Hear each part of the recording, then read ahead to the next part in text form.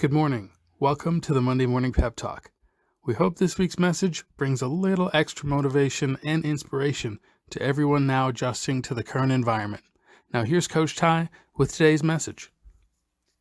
Hello, friends, and welcome to this week's Monday Morning Pep Talk. This is Coach Ty Bello. Thanks for joining us. I heard this quote the other day, and I had to share it with you. A crisis will always cause us to redirect our priorities. I'll say it again. A crisis will always cause us to redirect our priorities. Now, how does that apply to you? What have you redirected over these past few weeks? Maybe you are taking more walks, reading more, spending more time with your kids, especially if you're doing the homeschooling thing. Oh my goodness. What about spending more time calling and talking to people that you haven't talked to for a while, or FaceTiming with them? More time on social media, probably. More time watching the news, more than likely. More time thinking about when we get out of this. I can't wait. And the list can go on and on. So maybe it is true that a crisis of any kind will cause us to redirect our priorities. Okay, that's it. That's the end of the pep talk. We're all done. Now, wait a minute. Not so fast. Now that you have redirected your priorities, it begs us to ask just two questions. If these are priorities now, why were they not before? Well, let's answer that one first. Could it be that you had too much noise and or distractions in your life? Things that were grabbing for your attention, and guess what? You gave it to them 100% and lost sight of the more important things. Now, please note, when I say this to you, I am guilty as charged, just like you. The second question is simply this. Now what? Now that this crisis has caused you to redirect your priorities, what will you do with this redirection when we do come out of this? You have a choice, just like I say at the end of every one of our pep talks. So what will you choose?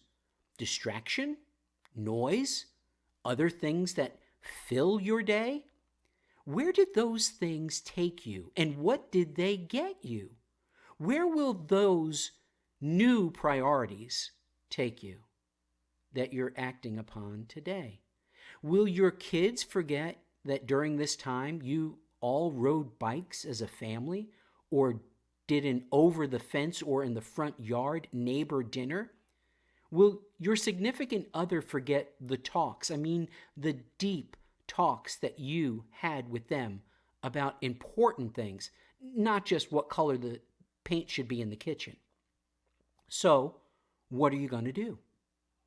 In my lifetime, I've lived through a few crises. Obviously, none like this, none even compared to this.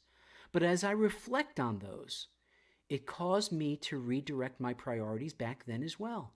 And don't you know that eventually that noise and those distractions crept right back in? How about we all commit to look deeply at our priorities and commit to not letting the noise and distractions back in? The only way that I know to do this is through accountability. So find someone who will hold you accountable and share the list of priorities that you want to keep and the noise and the distractions that you want to stay away from. Then you give them complete permission to call you out if you slip back into any of those distractions or noises. Look, I even said if you slip back into them. I could have said when, but I believe we all can do this. I had a friend about a week or so ago. We got on a call and we were talking, and this topic came up. This friend's really wise. His name's Eric. Here's what he said, and it is so profound. I don't want to be known as the guy that was always busy. Let that sink in.